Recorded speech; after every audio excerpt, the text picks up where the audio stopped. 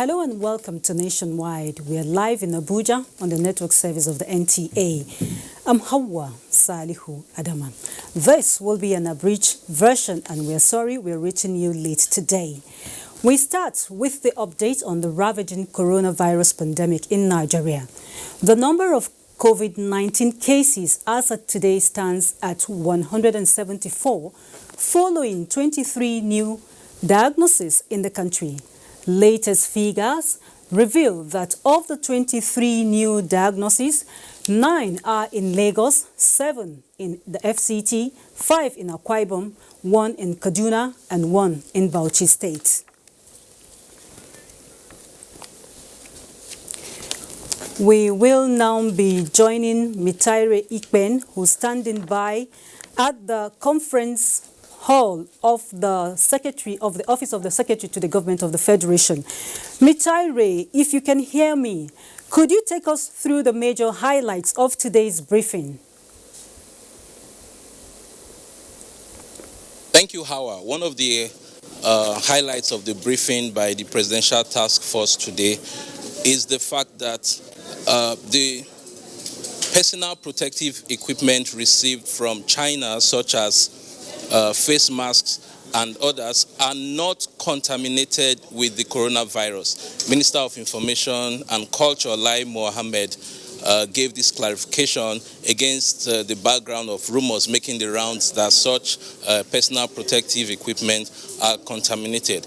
Also, the chairman of the Presidential Task Force and Secretary to Government of the Federation, Boss Mustafa, made it clear that the task force has not received any funds and will not receive any funds from private donors. It says that it only receives commodities and personal protective equipment from private donors. Those were some of the highlights of today's briefing. I posed a question moments ago during the briefing, especially as it has to do with the 4-hour window for shopping. It will seem as if a lot of residents in the affected states are taking are using opportunity of the 4-hour window to flood the metropolis. For those who missed the clarification by the task force on that, I have now joining me the national coordinator of the Presidential Task Force, Dr. Sani Aliyu, who will give this clarification again for the benefit of our viewers. Dr. Sani Aliyu, when we talk about the 4-hour, does this infer that all residents in the affected states can go around, traverse long distances, or flood the metropolis? Not at all. So let me start first of all by saying the various states, i.e. Lagos, for instance, and Ogun, can set up their own restrictions. This is advice from the federal government as far as we are concerned for Lagos and Ogun. But for the FCT, it will stand. And the clarification I wanted to make is that when we say markets will be opened, we mean neighborhood markets, i.e. the satellite markets, the markets that are close to you.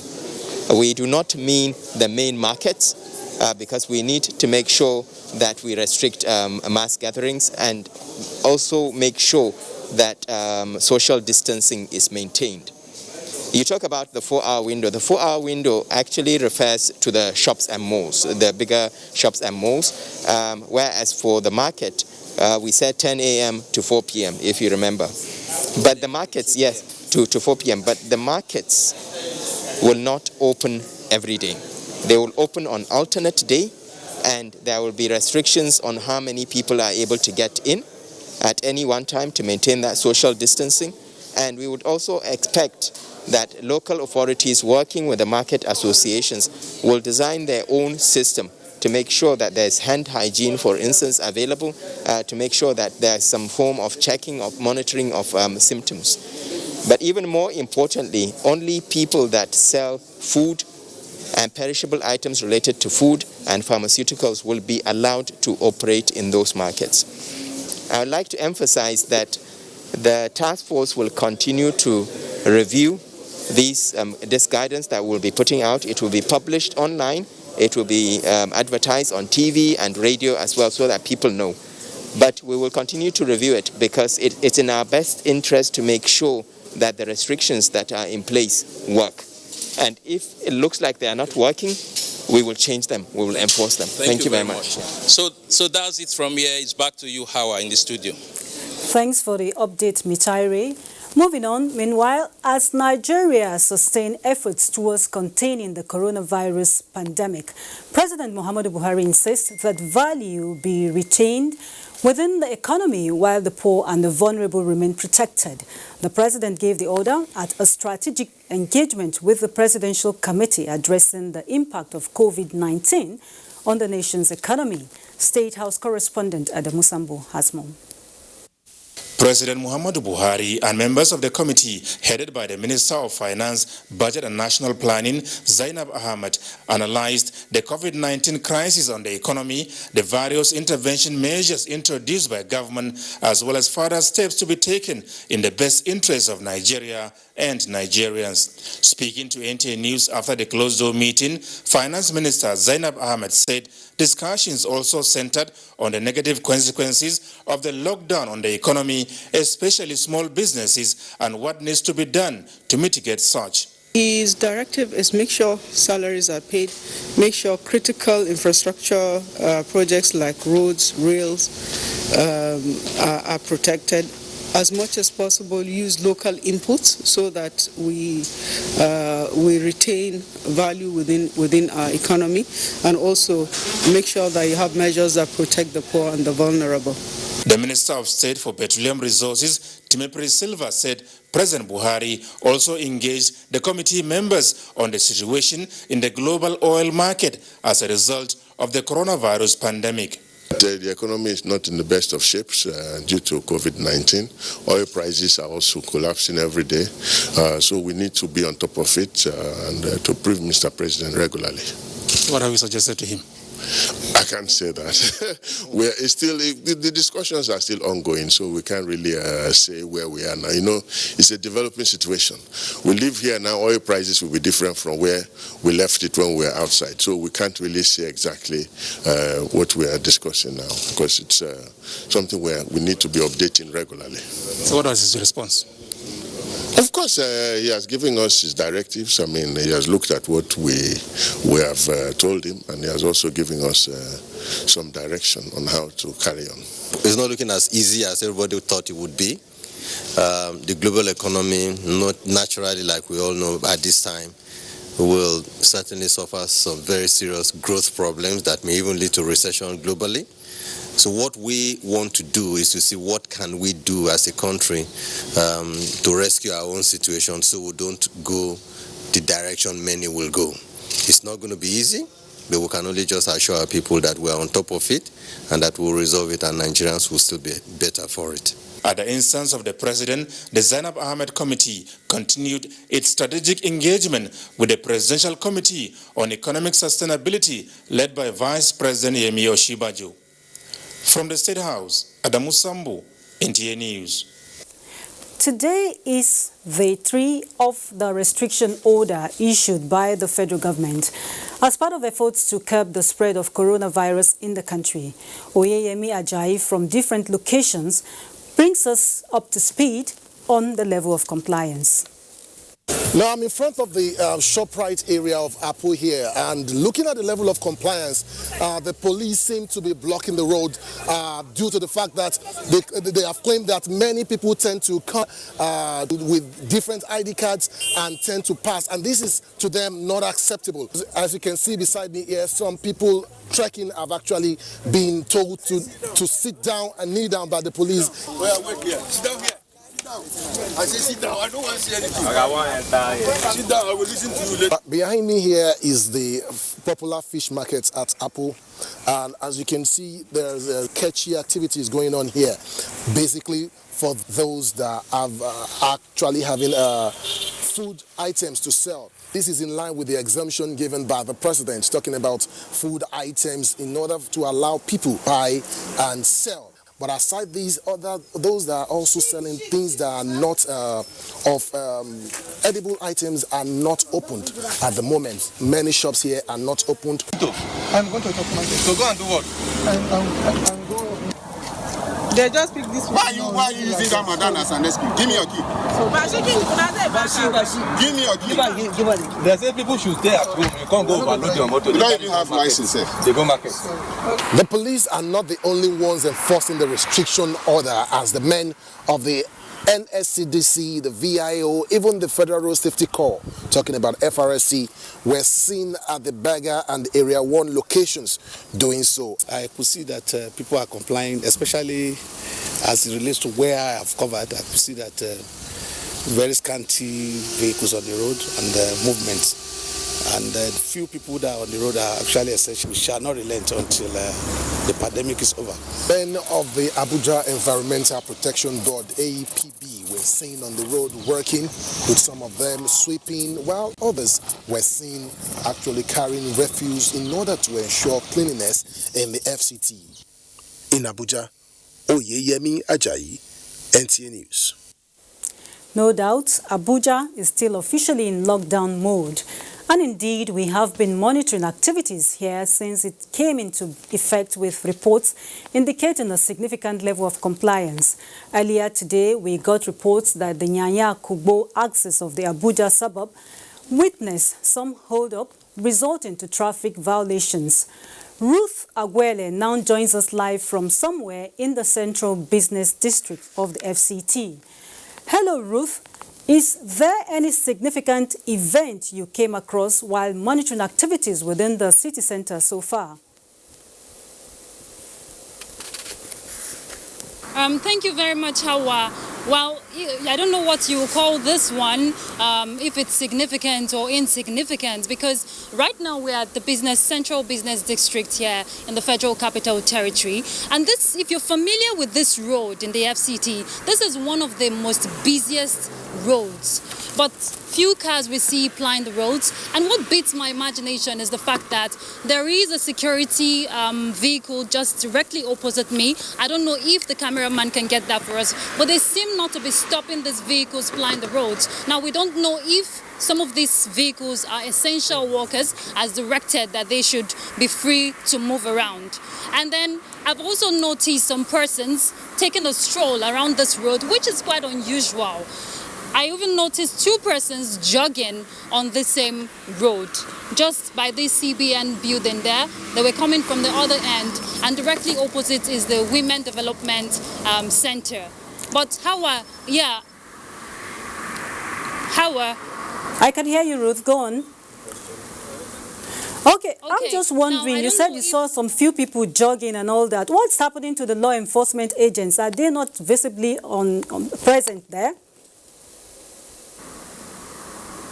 That's what I was trying to, trying to understand, because they're just parked directly opposite where we are here. But they're not stopping anybody from moving. They're not stopping the vehicles from going around. And you just wonder, then why are they positioned there?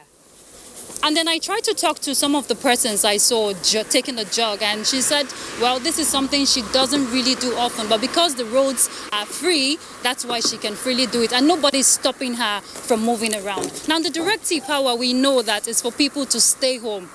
So I'm wondering if the people are asked to stay home and shops are locked, malls are locked, because on our way to this place, we went around town, we even went to Wuse too.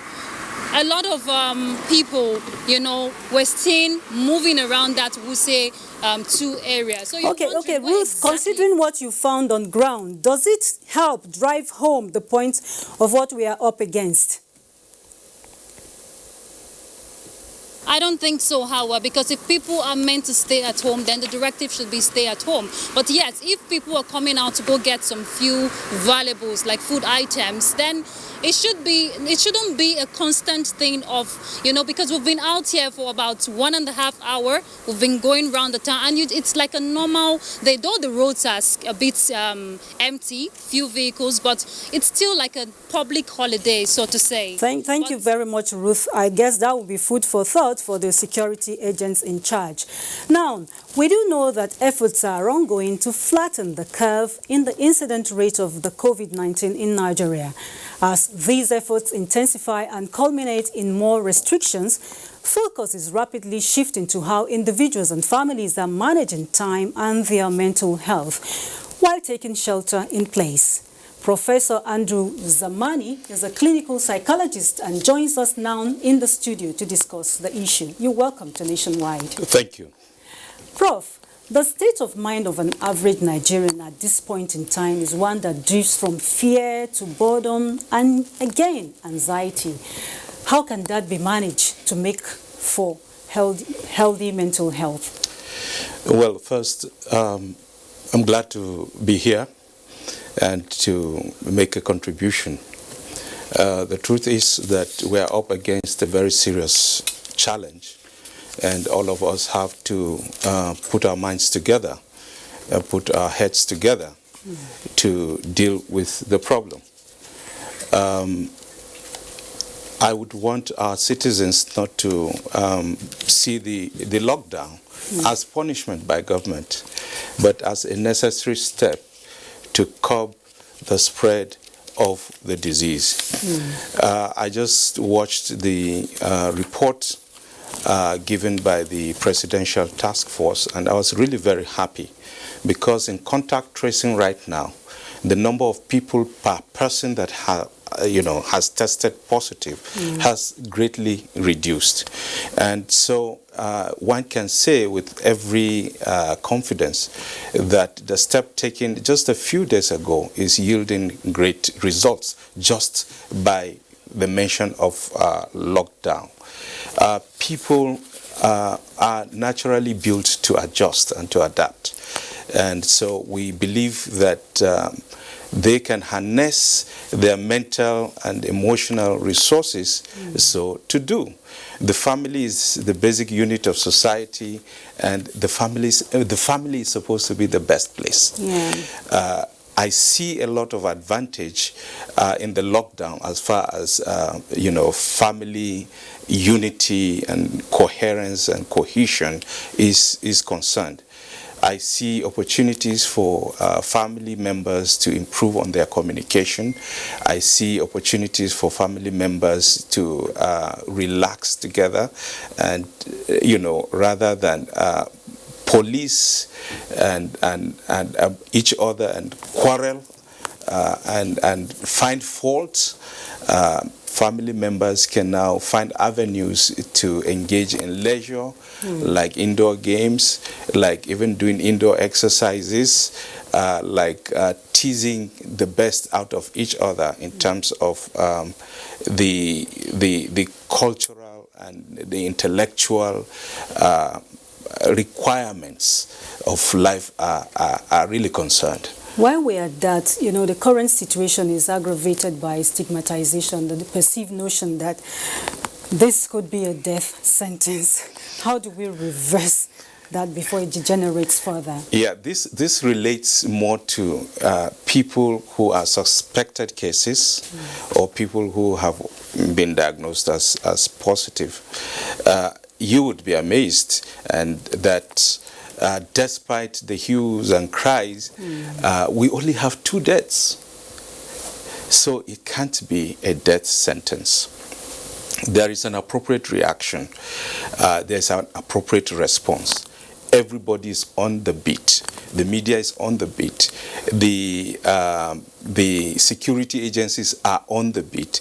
The health practitioners are on the beat. If we all accept to do the needful, then the fear that COVID-19 is a death sentence would not be. Secondly, I want to say that we can also defeat the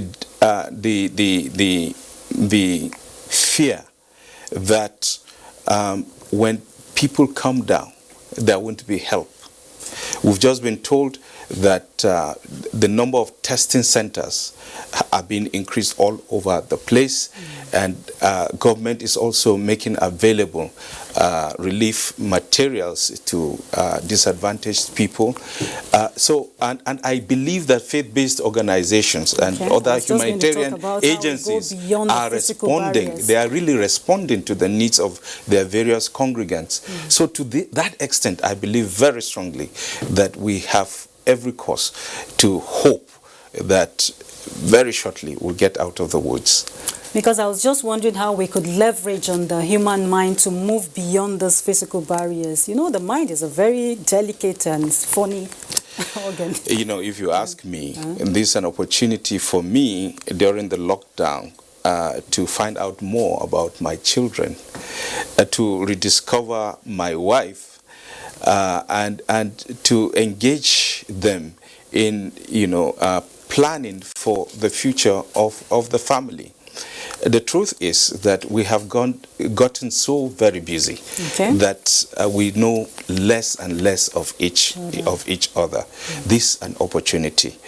I believe that COVID-19 is a clarion call for this kind of turnaround in our nation and indeed the entire world. It's making a lemonade out of this situation. Thank you very much. Thank you very much, Professor Andrew Zamani, for coming on Nationwide. Thank you. Okay, moving on. Hope for COVID-19 patients, as medical experts say, timely intervention may save more lives. Let's join Doyin, who is standing by at the University of Abuja Teaching Hospital Isolation Center, Gwagwalada. Thank you, studio, for joining me. I'm standing just a little far away from the University of Abuja Teaching Hospital Isolation Center, where we have about 25 beds for patients who are to be isolated for the treatment of the COVID-19. And I have with me one of the medical experts that has been on the forefront of providing health care, and of course the team lead of the isolation center here, who will be telling us about the center. Sir, can we know your name, sir? I'm Dr. Tahiru Yunusa. The capacity for now, as it stands now, is 25 bedded capacity. When we started with a patient whereby we are isolating for those that are suspected, and when they get their result and when they are negative, they go home. For those that are positive, we hold them back to start their chemotherapy, their treatment, and then we'll take good care of them, nutrition and all those things, and make sure that the viral load has gone down and then becomes negative. Then we'll discharge them at the end of the day. If you are positive and you are positive for COVID-19, it is not a death sentence, because we have had amazing patients that are doing very well. And very soon, we are close towards the time we're going to discharge some of the patients. Currently now, we have totally about 18 patients, but you know that this thing is fluid, because our colleagues, our hard-working colleagues at the FCT EPID department, they'll be doing some fantastic work, amazing work, and they'll be going to contact tracing, and they'll be bringing in patients. Okay, thank you for your time. I've been speaking with the team lead of the isolation center here at the University of Abuja Teaching Hospital, Gwagwalada. It's over to you. Thanks, Doyin. We will go on a break now. Nationwide continues after these messages, but I've just been told that we will actually be running the full course today.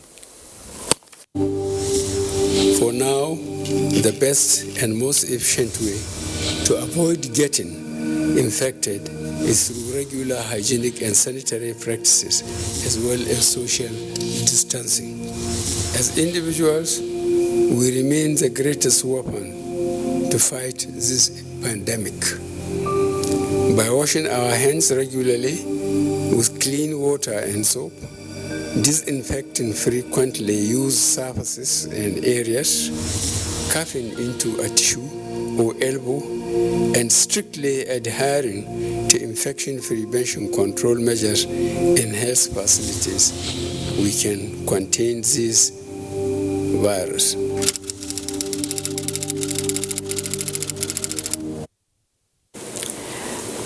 Thanks for rejoining us. For obvious reasons, Lagos is the epicenter of COVID-19 in Nigeria. So let's now join Hingino for details of efforts to contain the virus in that axis. Thank you, Hawa.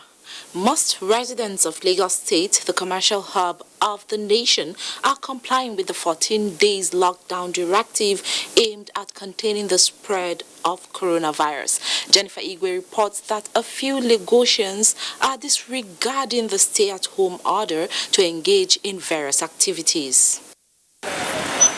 Business areas in Lagos State are still devoid of their usual chaotic din, as most Lagosians heed the presidential stay-home directive to check the deadly coronavirus pandemic. In some residential areas, however, people gather in small groups to discuss challenges that hinder compliance to the all-important directive. No lights. Never have take lights. You don't even see light for this street. You understand me? When they put small thing for our camera, then they stay at home. We agree to stay at home, no problem. And I think we are out now. We sell, we do everything. We'll be able to provide money to buy food. More presence of the Lagos Neighborhood Safety Corps is helping to disperse youth who have turned the empty Lagos roads to football fields. But we're pleading with them. In as much as you want to play football and all of that, what are the dangers in it? So we had to lecture them on it, and they complied with us. A few petty traders who live off what they make daily have chosen to be outdoor, a situation that mirrors the hand-to-mouth lifestyles of the urban poor. In Lagos, Jennifer Igwe, NTA News. And the fight against the spread of COVID-19 across Lagos State recently received a boost when the Lagos State government deployed equipment to all the 57 local governments and local council development authorities for sanitation and disinfection of public spaces and surfaces such as markets and bus stops. Nosa Usla completes the story. One of the most effective ways to fight the spread of the novel coronavirus is to disinfect highly touched surfaces. Across the world, disinfection teams have descended on state capitol buildings, markets, airports, and public roads. Lagos State Governor Babajide Sanwo-Olu had earlier in a broadcast said that the state would commence with the disinfection of public places at the local government level to curb the spread of the virus.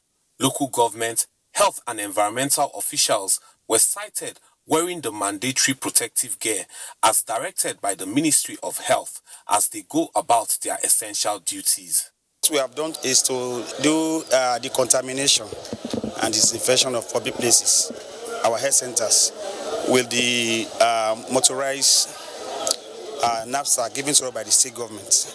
That we have done today, and we also continue tomorrow, for 10 days, as directed by the executive governor. With all the material being provided to enable us sanitize the area. Officials also commended President Muhammadu Buhari for the lockdown order as it made it easier for them to disinfect the environment. The Oriade Local Council Development Chairman said that the equipment would expand the reach of the exercise to all public spaces in the state. In Lagos, Nosa Usula, NTA News. That's it from Lagos. It's back to you, Hawa. Very well, Hingino, and we are not yet done with the coronavirus pandemic as heads of security agencies in the Federal Capital Territory have expressed concern over the attitude of residents in the suburb to the lockdown directive to curtail the spread of the disease. This was after the monitoring of the lockdown at Nyanya, Dutse and Zuba amongst entry points to the nation's capital. Ilyasu Onoto Yakubu has more. Abuja, an active city, struck with a sudden bitter pill, too difficult to swallow. The lockdown. So, to evade the measure, residents at the suburbs employ decoys against the enforcement team. The enforcement teams are now facing is the new culture amongst residents who choose to take advantage of essential workers coming along this way to fill up vehicles and then probably have one or two essential workers with ID cards in front of the vehicles to deceive the enforcement team. You know how our people, these things were clearly spelled out. People need to eat and there are help from places. But you are explaining they are not understanding, and that is Nigeria for you. That was at the Nyanya access. The story in Zuba is even worse. Most surprising is this motor park opened with commercial vehicles lined up and waiting to convey travelers. You don't need anybody to enforce. You should weigh the consequences of what you are doing. You may do what will result in wiping away of your entire family. Therefore, persons that are privileged should be careful in what they do. And as you saw, we will not just allow them and ask them to be careful in what they do. We have the capacity to ensure we fix them out. The task force says it will intensify enlightenment alongside the enforcement until the target is achieved. Iliasu Onotu Yakubu, NTA News. Meanwhile, the Inspector General of Police, Mohammed Adamu, has cautioned officers and men of the Nigerian police force deployed for the enforcement of the lockdown and social restriction orders to ensure that the rights of Nigerians are not infringed upon under any guise. A statement by Force Public Relations Officer Frank Umba says persons on essential duty duly exempted from the restriction order must be accorded due courtesies and unfettered access to and from their places of duty. The statement further states that the IGP directs Zonal Assistant Inspectors General of Police across the country and Commissioners of Police to immediately commence supervision to ensure compliance with the standard operating procedure guiding special task. The AIGs and CPs are also to ensure robust anti-crime patrols and surveillance around vulnerable targets. The IGP expresses profound gratitude to Nigerians for their resilience and compliance with the social restriction orders and cooperation with the police at all times. Guests on Good Morning Nigeria have called on Nigerians to be more security conscious at this time. The guest, who lauded the presidential initiative on the lockdown to contain the COVID-19, analyzed the emerging security threats following the situation. Murjanatu Adam Said reports. Like many other countries, Nigeria is grappling with an enemy, COVID-19. With the numbers increasing by the day, efforts are on top gear to bring the spread to its barest minimal. However, security experts say in the midst of the unsettling situation, Nigerians must be extra vigilant. People that are at home, no food to eat. People that are traveling, they get stranded on the highway. Some of these guys might be pushed into committing crimes. And that might not be too good for our security situation. So we have two issues. Coronavirus on one side, the health issue, health security, then physical security, to provide security for we Nigerians, infrastructure and all of that. So to micromanage this lockdown situation, we have to first and foremost get to that step at the bottom of the ladder. If you refer to Maslow's hierarchy of needs, you'll see that at the bottom of the ladder, you need food, shelter. People send you messages. Is this true? You have to go through a lot of sieving to identify what is true and what is not true. The guests also advised government at all levels to check on the factors that could hinder the implementation of the lockdown and human security across the country. And who have access to power, to watching TV, charging their phones to have access to all of this we're talking about.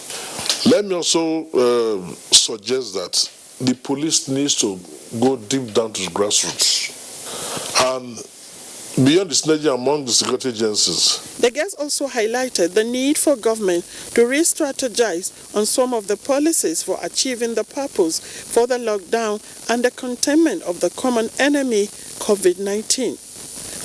In Abuja, Murjanatu Adam Said, NTA News. And for more on efforts to fight COVID-19 in Nigeria, it's over to Zulay in Kaduna. You're on. Welcome to Kaduna. From Katsina, we have a report that the Emir of Katsina, Abdul Mumini Kabir Usman, has enjoined district heads within the emirate to liaise with security operatives towards enforcing government's directives on the ban of large gatherings to contain the spread of COVID-19 in their domains. The emir was speaking at the palace during a sensitization of district heads and imams on preventive measures against the spread of the pandemic being undertaken by the officials of the Katsina State Primary Health Care Development Agency. Shehu Adamu reports.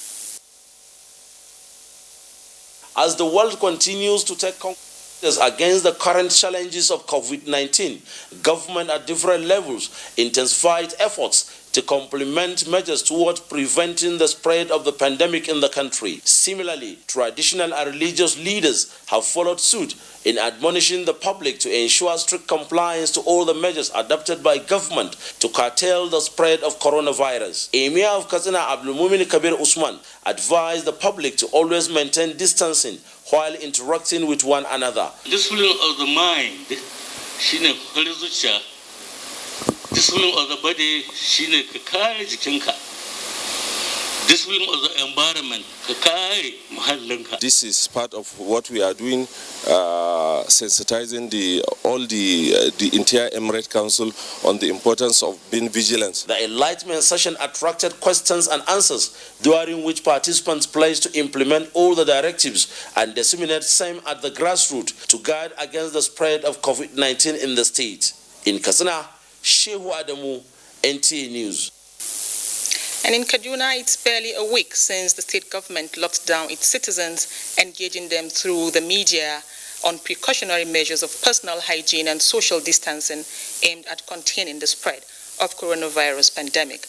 Muhammad Umar Rajingi visited some families in Kaduna to find out whether or not they are complying with the public health warnings regarding the global health crisis. The report. Global coronavirus pandemic has forced authorities at different levels to adopt measures targeted at protecting the people. With the number of victims rising by the day in Nigeria, Kaduna State government, like in other climes, locked down its citizens. Abakwa is one of the most densely populated communities in Kaduna city center, and this has, for instance, accommodated scores of people. This woman, including 10 of her children and the husband, stay in a single room. Buba Yawu, an ex-serviceman, also lives in this house. Though worried by the poor environmental condition of the house, Buba, like other occupants, say they have no alternative residence. We are in critical condition and survival is becoming difficult. Disturbed by this situation, especially at this period of global health concern, I asked the district head about what is being done to sensitize such families. Coronavirus is real, but thank God for the support and cooperation of the elders and youth of the community. Lack of compliance with safety warnings and preventive measures, according to medical experts, contribute to the spread of COVID-19. So stay safe. In Kaduna, I am Muhammad Umar Rajingi, NTA News. And we're back to Hawa in Abuja for more on Nationwide. Sure. Following the Imo State government's directive on total shutdown of markets in the state as a preventive measure against COVID-19, major markets and business outfits along strategic roads in the state capital are devoid of business operations. Kingsley Ononiwu reports that the traders are, however, appealing for palliative measures to cushion the effect of the shutdown. Though there has been no confirmed case of coronavirus in Imo State, the government is leaving nothing to chance in preventing the killer disease from spreading to the state. This is evident in its decision to shut down the markets and other commercial activities. A visit to Ekonwa, Alaba, Relief and World Bank markets shows total compliance with the shutdown order. Because of the virus that is spreading everywhere now, they said we should close, and we admit it so that it will not come to us. Everything is done, and we don't have anything to back ourselves up. Government should find a solution that is not going to affect us. The State Commissioner for Commerce and Industry, Kingsley Ononiwu, says the total shutdown of markets is in the best interest of the state. We're all on board together. Palliative will come by God's grace, but those within their purview to do what they're supposed to do should do so. Security operatives we are seeing enforcing the ban on trading activities along major roads leading to the affected markets in Owerri. Kingsley Onaniwu, NTA News.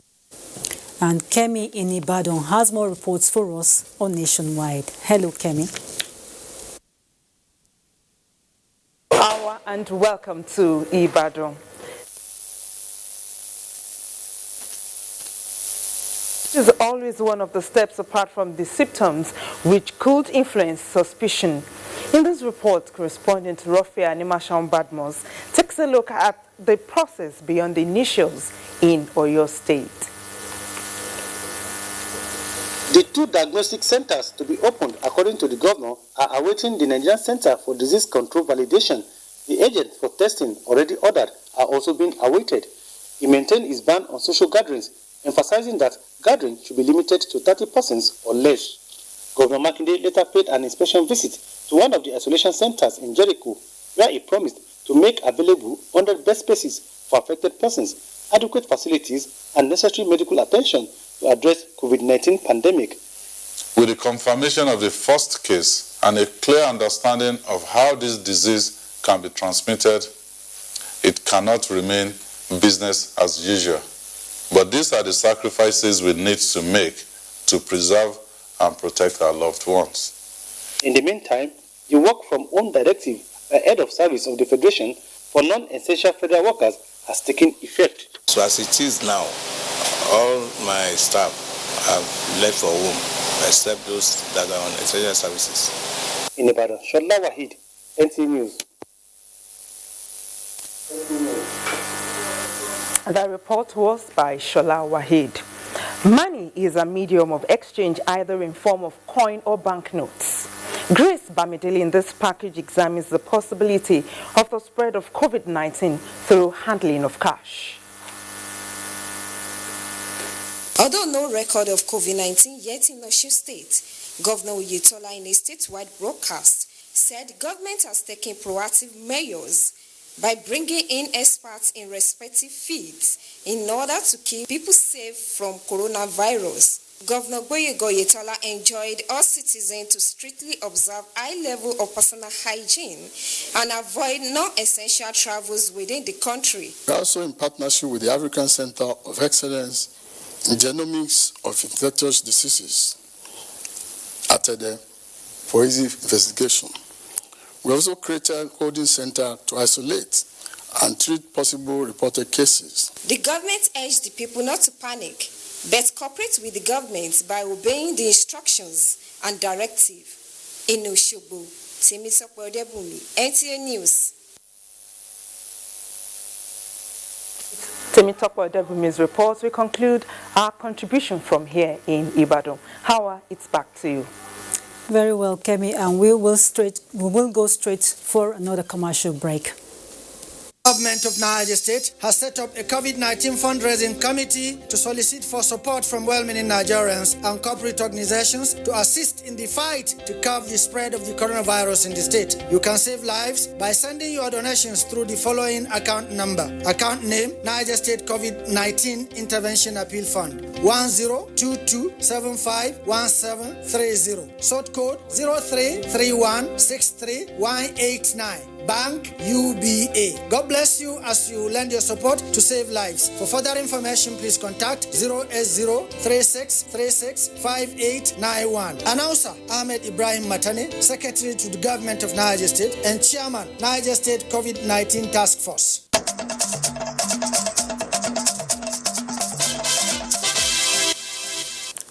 And Jenny in our Port Harcourt Network Center is next on our lineup. Thank you, Hawa. Welcome to Port Harcourt. Traditional leaders in Rivers State have called on citizens to cooperate with relevant authorities and strictly adhere to the security measures to curtail the spread of COVID-19 in the state. Dianikume Ulolo completes the story. It was a pleasant surprise to be handed an alcohol-based sanitizer and face mask at the palace of Eze Michael Lechi an indication that there is high level of awareness to contain the spread of COVID-19. We have to do the needful before getting down to business that brought us here. The measures that His Excellency have enumerated, though very, very, very draconian, if those of you who are in law can say, but they are things to save our situation, so we must abide by it. After government placed a number of restrictions on socio-economic activities in the state, traditional leaders on their part urged Rivers people to adhere to medical experts' advice and comply with restriction by authorities to curb the spread of coronavirus. The government is doing a lot. The government cannot do all. It is rest in the hours of the traditional rulers to make sure that their localities are being sensitized. They called on all citizens to cooperate with government efforts to curtail the spread of the virus by adhering to precautionary measures and maintaining good hygiene. In Port Harcourt, Danukume Ulolu, NTA News. Rivers State Governor Nyesom Wike monitored the level of compliance of the curfew imposed by the state government on Obrikwere Junction, Ozuaba, Romoluagu to Choba, and from Education Bus Stop to Ajib Junction. Ogedi Nyekwere reports. The curfew was imposed on Obrikwere Junction, Ozuaba, Romalogo to Choba, and from Education Bus Stop to Ajib Junction after residents of these areas failed to comply with directive on the closure of markets across the state. The curfew is aimed at ensuring that residents of these areas observe the sit-at-home directive to check the spread of coronavirus in the state. While monitoring the level of compliance, the governor made his observations to the security operatives on ground in the curfew-affected areas. What is the blockage? This way to this education bus stop. This are supposed to pass here.